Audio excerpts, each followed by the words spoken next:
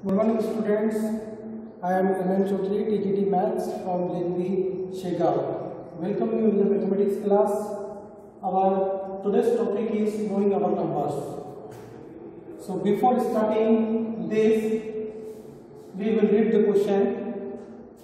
A machine on an average manufactures 2,825 screws a day. How many screws did it produce in the month of January 2006? इसका मतलब एक machine जो है वो manufacture मतलब एक दिन में जो है 2825 स्क्रू बनाती है। ठीक है, एक मशीन एक दिन में 2825 स्क्रू बनाती है। How many screw did it produce in the month of January? अगर वो हर रोज 2825 स्क्रू बनाती है तो जनवरी 2006 में वो कितने स्क्रू बनाएगी? इससे हमें क्या समझ में आता है? इससे हमें ये समझ में आता है कि अगर वो एक दिन में इतने स्क्रू बनाती है तो जनवरी में टोटल कितने डेज होते हैं? यस, जनवरी में 31 डेज होते हैं। तो 31 डेज में वो कितने स्क्रू बनाएगी? तो हमें क्या करना पड़ेगा?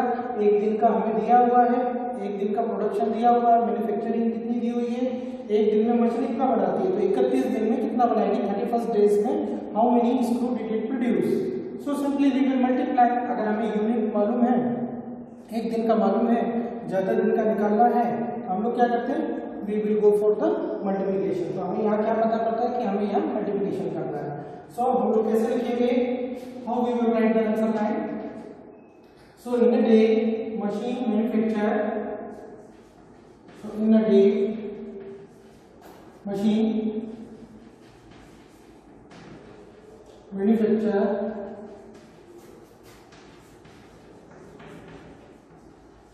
how many screw? 2825 screws. Okay, so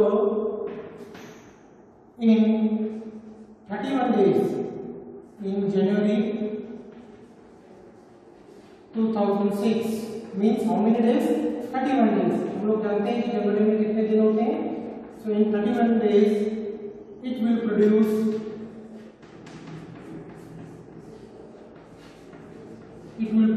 how many screws?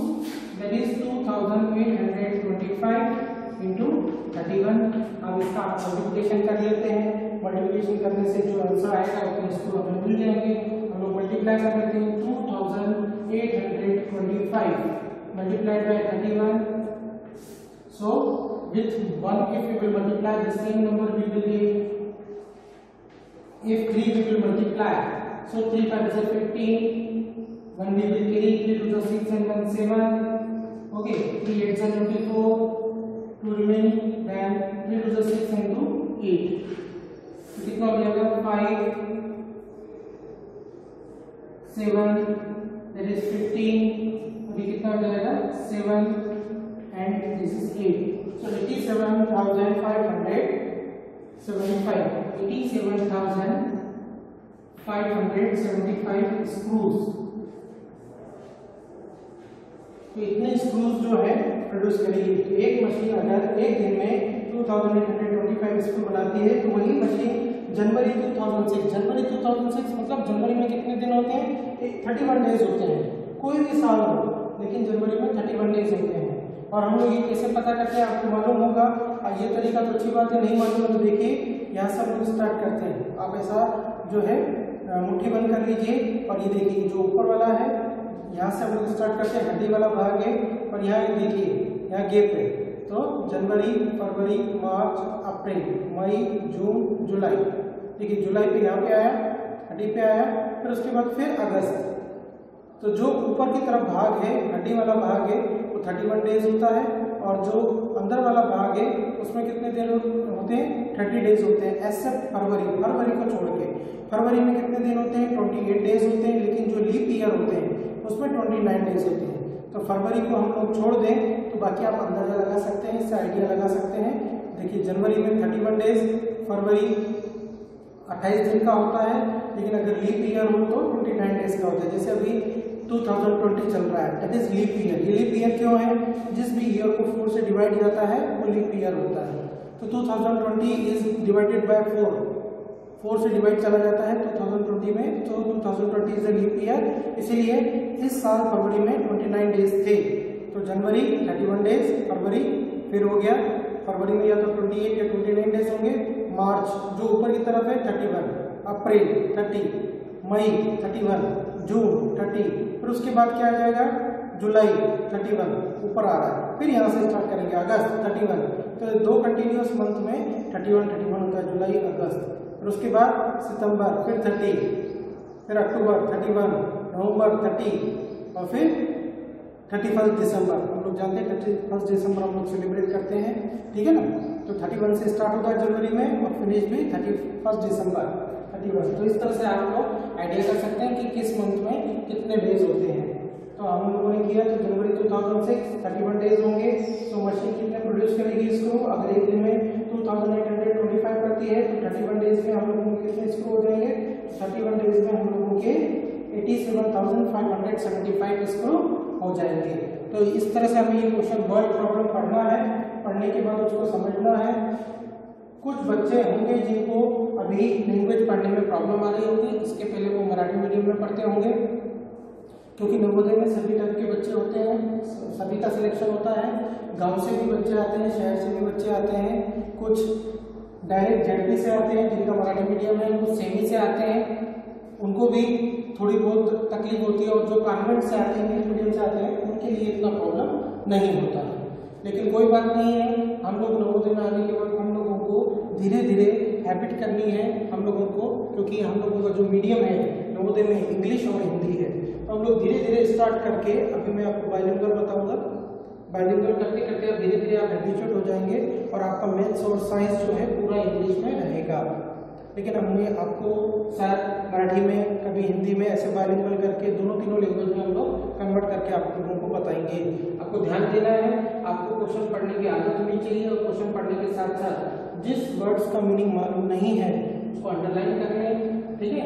Manufacture मतलब बनाना, ठीक है। तो machine on an average manufactures में स्क्रू बनाती है, ठीक है। How many screw did it produce, मतलब तो कितने बनाएगी, कितने मशीन उत्पादन होगा 31 दिन में। तो ये आपको अंडरलाइन करके इसका मीनिंग लिख लेना है।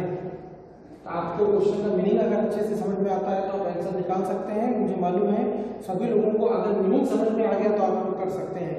मीनिंग समझ में आना चाहिए इंग्लिश में। और ये रही बात आंसर लाइन लिखने की, तो आंसर लाइन लिखना धीरे धीरे आप सीख जाएंगे। हम लोग क्वेश्चन से ही धीरे धीरे आंसर लाइन बनाना सीख जाते हैं। कई बच्चों को क्या होता है प्रॉब्लम कि वो लोग जानते हैं इसमें क्या करना है, पढ़ने के बाद मल्टीप्लाई भी कर लेते हैं, लेकिन उनको ये वर्डिंग लिखना नहीं आती या इसमें वो प्रॉब्लम फील करते हैं। कोई बात नहीं, स्टार्टिंग में चलेगा, अब धीरे धीरे देख के सीखिए और धीरे धीरे हो जाएगा। ओके स्टूडेंट, अब हम लोग देखते हैं सेकंड क्वेश्चन, नेक्स्ट क्वेश्चन देखेंगे अभी हम लोग।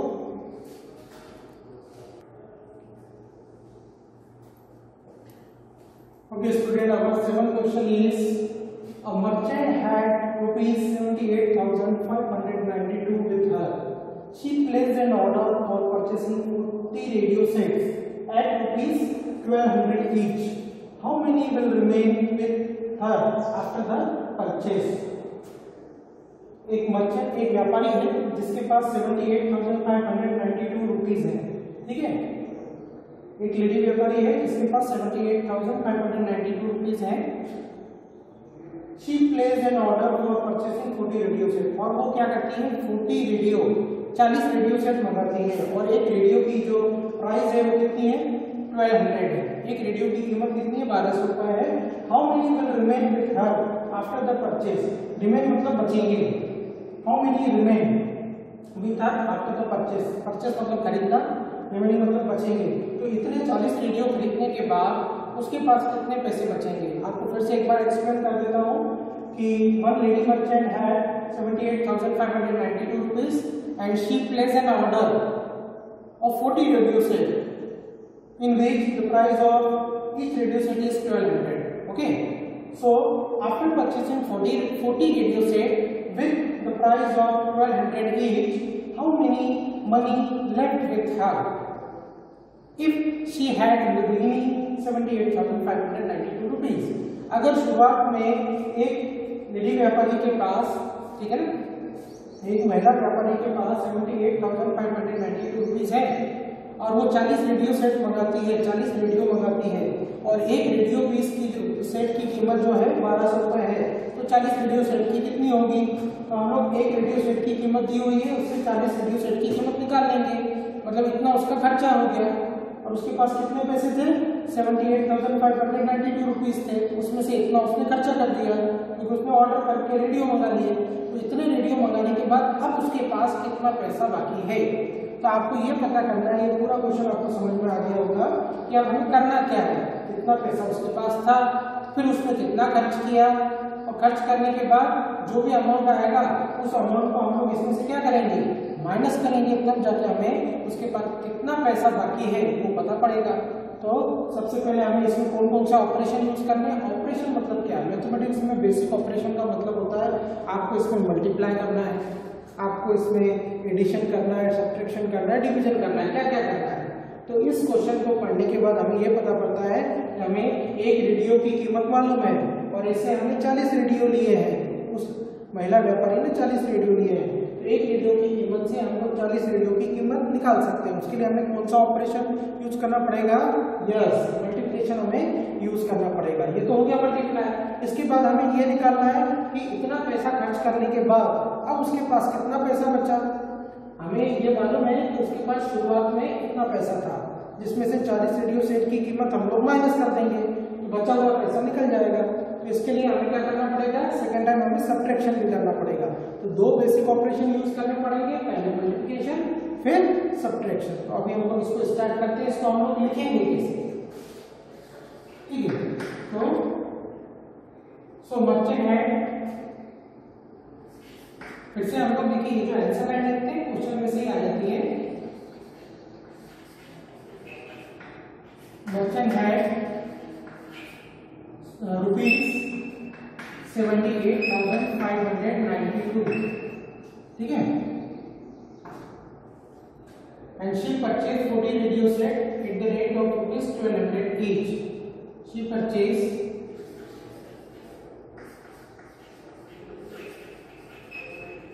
she purchased 40 radio set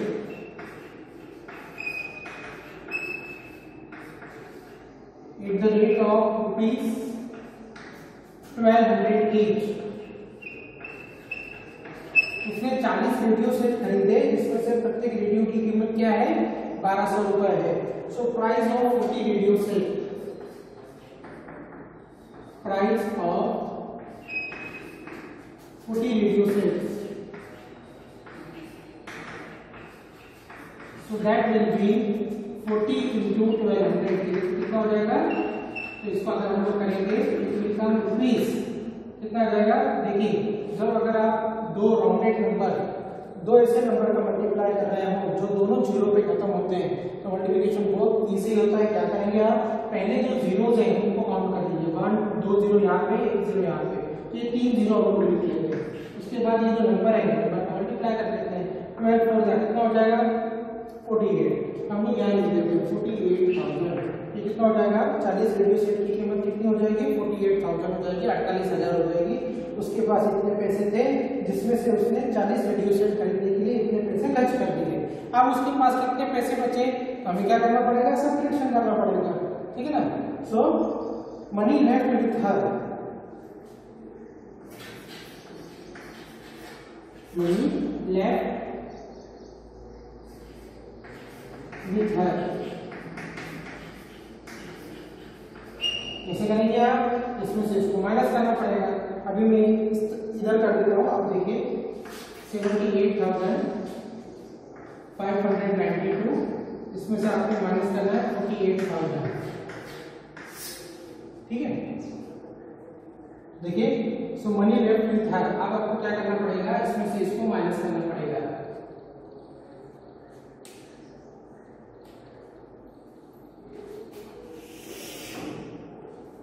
तो हम लोग माइनस कर देते हैं, माइनस करेंगे तो कितना आ जाएगा? क्या आ जाएगा? 2 9 5 -05 8 -8 0 7 -4 कितना आ जाएगा? 3। तो 30,592 मनी लेफ्ट विथ हर। उसके पास कितना पैसा बचा? तो उसके पास कितना पैसा बचा है? 30,592। देखिए ये 7 नंबर क्वेश्चन का आंसर चल रहा है। यहाँ से फिर इसके बाद हमने यहाँ कंटिन्यू किया। ठीक है, ये क्वेश्चन मैंने पहले से लिख के रखा है टाइम सेव करने के लिए, टाइम बचाने के लिए। इस क्वेश्चन को हम बाद में डिस्कस करेंगे। अभी हमारा कौन सा क्वेश्चन चल रहा है, 7 नंबर क्वेश्चन, जिसका आंसर है यहाँ से। इतना लिखने के बाद आपको यहाँ से लिखना है। ठीक है, सो मनी लेफ्ट विथ हर, उसके पास कितना पैसा बचा, उसके लिए हमें सब्ट्रैक्शन करना पड़ेगा। सब्ट्रैक्शन करने के बाद हमारे पास आ रहा है ₹30,592। सो मनी लेफ्ट विथ हर 30,592। हम लिखेंगे कि ₹30,592 मनी लेफ्ट विथ हर।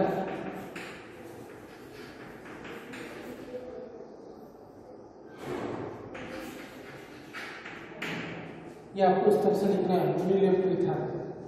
तो देखिए, इस तरह से आपको क्वेश्चन पढ़ने के बाद उसका मीनिंग निकालना है और ये पता करना है कि इसमें प्लस माइनस इंटू डिवाइड में से क्या होगा। ठीक है, और पहले क्या करना पड़ेगा, बाद में क्या करना पड़ेगा, तो ये चीज हमें ध्यान में रखनी है और इस तरह से फिर इनके आंसर हमें निकालने हैं। Okay student,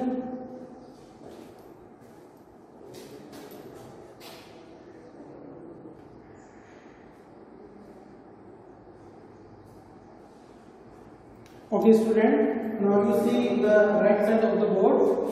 Okay, what is written here? This is the question number 8. आप लोगों को क्या करना है, जब भी मैथ्स का पीरियड होगा आपको टेक्स्ट बुक लेके बैठना है। ठीक है, टेक्स्ट बुक आपको अपने साथ में रखना है। और ये जो अभी हम लोग कर रहे हैं एक्सरसाइज 1.2 कर रहे हैं, और एक्सरसाइज 1.2 कौन से पेज नंबर पे, पेज नंबर 17।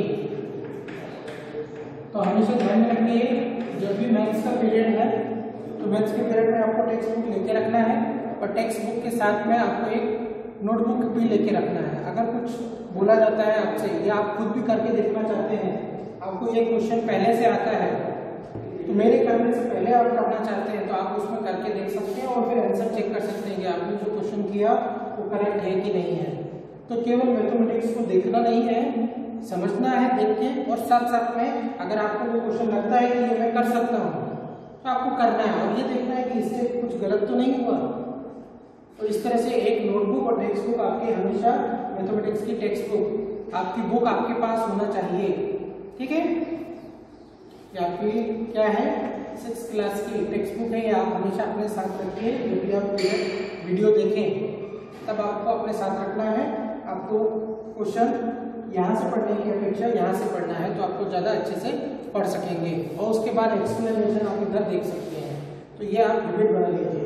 ये क्वेश्चन नंबर 8 है, क्या लिखा हुआ है, a student multiplied 7236 by 65 instead of multiplying by 56, by how much was his answer greater than the correct answer. क्या हुआ, एक स्टूडेंट को 7236, देखिए मैं आपको ऐसा बताता हूँ, एक स्टूडेंट था, उसको जो है उसने 65 से मल्टीप्लाई किया, 7236 को 65 से मल्टीप्लाई किया, लेकिन उसको मल्टीप्लाई किससे करना था, एक्चुअली उसको मल्टीप्लाई करना था किससे, 56 से। तो 56 की जगह बाय मिस्टेक, गलती से उसने क्या कर दिया, देखिए 56 से मल्टीप्लाई करना था लेकिन गलती से किससे कर दिया, 65 से। अब आपसे ये पूछा जा रहा है कि अगर 56 से मल्टीप्लाई करना था और गलती से उसने 65 से कर दिया, तो क्या उसका आंसर गलत आएगा, जनरली गलत आएगा, हम लोग जानते हैं ऑब्वियसली गलत आएगा। अगर हमें 56 से मल्टीप्लाई करना है, उसकी जगह अगर हम लोग 65 से मल्टीप्लाई करेंगे तो आंसर गलत हो जाएगा।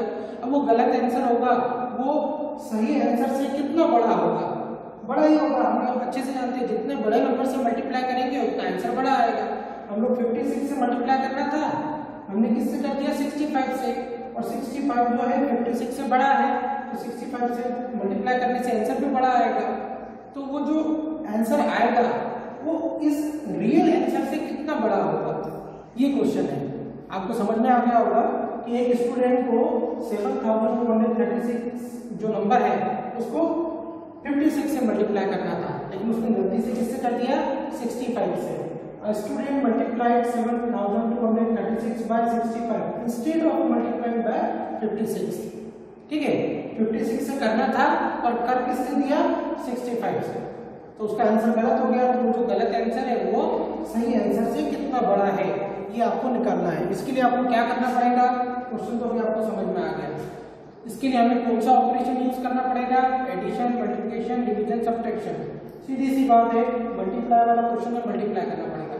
तो क्या हमें मल्टीप्लाई सही नंबर और गलत नंबर दोनों से करना पड़ेगा, ये भी एक क्वेश्चन पूछा हुआ है। Yes, we have to multiply 7236 by both the number. हमें दोनों नंबर से करना पड़ेगा। क्यों करना पड़ेगा, हमें तभी पता पड़ेगा कि सही उत्तर क्या है।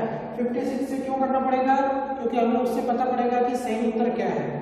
65 से क्यों करना पड़ेगा, क्योंकि इससे मल्टीप्लाई करने से ये पता पड़ेगा कि ये उत्तर और ये उत्तर कितना बड़ा है। तो इसमें अंतर निकालने के लिए हमें दोनों से मल्टीप्लाई करना जरूरी है।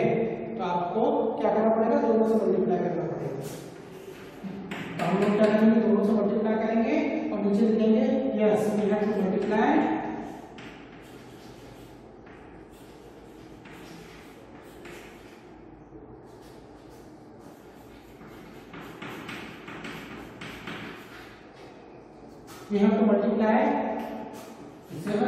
7236 with both the numbers.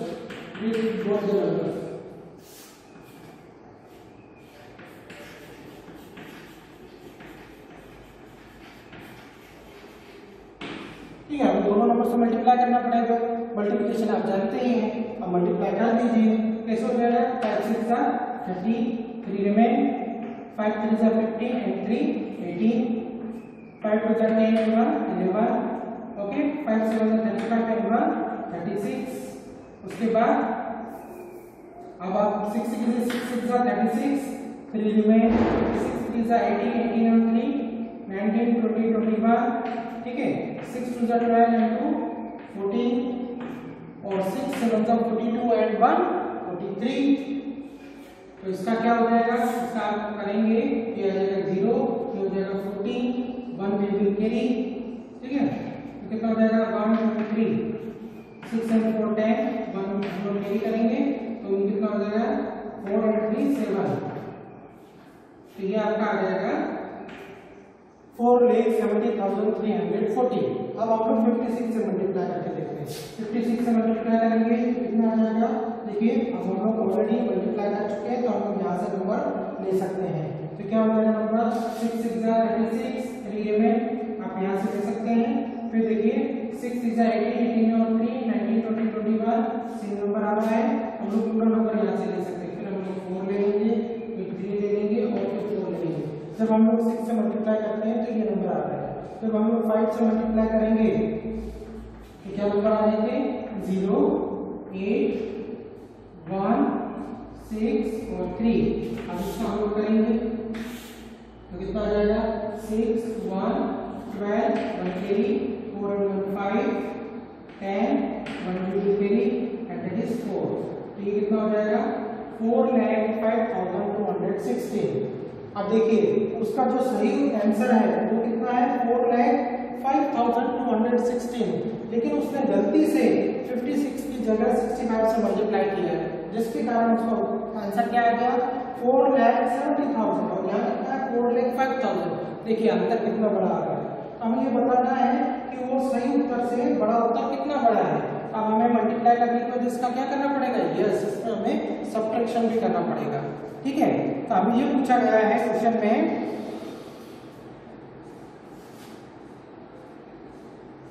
How much, अच्छा ये क्या है, how much was this answer greater than the correct answer. So this answer is greater than the correct answer. तो करेक्ट आंसर से उसका जो रॉन्ग आंसर है वो कितना ज्यादा है। तो हम लोग इसको क्या करेंगे, सब्ट्रैक्शन करेंगे। तो 4,70,000 3,40,000 ये आपका बड़ा नंबर है। इसमें से 4,05,216 10 minus 6 4 और 2 remaining here 3 3 minus 1 2 that will be 1 10 minus 5 5 और 2 remaining here 6 6 minus 0 6 and that is 0.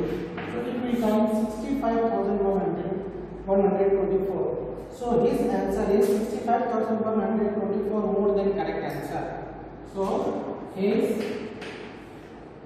answer is 65,124 more than correct answer।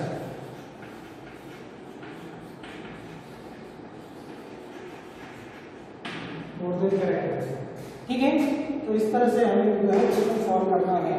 फिर से वही बात, क्वेश्चन पढ़ने के बाद आप पहले इसको मतलब समझिए, उसके बाद ये ध्यान रखिए आपको क्या करना है, एडिशन, मल्टीप्लिकेशन, सब्ट्रैक्शन, डिवीजन, ये सारे क्वेश्चन जो है बेसिक ऑपरेशन के ऊपर बेस हैं, ठीक है। तो हमने पहले मल्टीप्लाई किया और दोनों से मल्टीप्लाई करना जरूरी है।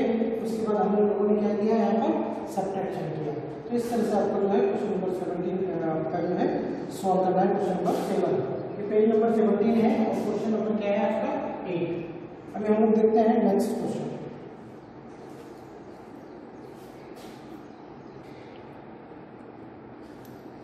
देखिए आपका क्वेश्चन नंबर 9 है, एक्सरसाइज 1.2 का। To stitch a shirt 2 metre 15 centimetre cloth is needed. एक शर्ट को सिलने के लिए कितने कपड़े की जरूरत है, 2 मीटर 15 सेंटीमीटर कपड़ा चाहिए एक शर्ट को सिलने के लिए। Out of 40 metre cloth how many shirts can be stitched and how much cloth will remain. अगर एक शर्ट को सिलने के लिए 2 मीटर 15 सेंटीमीटर कपड़ा चाहिए तो 40 मीटर कपड़े में आप ऐसे कितने शर्ट स्टिच कर सकते हैं, कितने शर्ट सिल सकते हैं। स्टिच मतलब सिलना, ठीक है। और 40 मीटर में आप कितने नंबर ऑफ शर्ट्स, वो हमें पूछ रहा है कि कितने नंबर ऑफ शर्ट्स आप 40 मीटर में सिल सकते हैं। और उसके बाद how much cloth will remain, और उसके बाद कितना कपड़ा बच जाएगा। मतलब कभी कभी कुछ कपड़ा जैसे बच जाता है, छोटा सा पीस बच जाता है, कुछ कतरन लग जाती है, कुछ टुकड़ा बच जाता है, तो वो कपड़ा कितना बचेगा आपको ये निकालना है। तो एक शर्ट के लिए कितना कपड़ा लगेगा वो उन्होंने दिया हुआ है। 40 मीटर में आप ऐसे कितने कपड़े बना सकते हैं, शर्ट बना सकते हैं, वो आपको बताना है। और पूरे शर्ट बनाने के बाद जो लास्ट में छोटा कपड़े का पीस बचेगा वो कितना बचेगा वो भी आपको बताना है। तो क्या करेंगे, इसमें आपको क्या करना पड़ेगा। तो सबसे पहले देखिए, जब भी आप एडिशन, सब्ट्रैक्शन, मल्टीप्लिकेशन, डिवीजन कुछ भी करें तो आप एक काम ध्यान रखिए कि इनकी यूनिट सेम करनी है। यहाँ पे क्या दिया है, मीटर और सेंटीमीटर में दिया है, और यहाँ पे क्या दिया है, मीटर में दिया है। तो हम लोग क्या करते हैं, इस पूरे को एक ही चीज में बदल देते हैं। इसमें मीटर बड़ा है और सेंटीमीटर छोटा है, और इन दोनों में क्या संबंध होता है, 1 मीटर जो है वो 100 सेंटीमीटर के बराबर होता है। हम लोग देखते हैं पहले वी नो दैट, हम लोग जानते हैं वी नो दैट कि जो 1 मीटर होता है वो कितने के बराबर होता है, वो 100 सेंटीमीटर के बराबर होता है। अगर 1 मीटर 100 सेंटीमीटर के बराबर होता है तो 2 मीटर किसके बराबर होगा, 200 सेंटीमीटर के।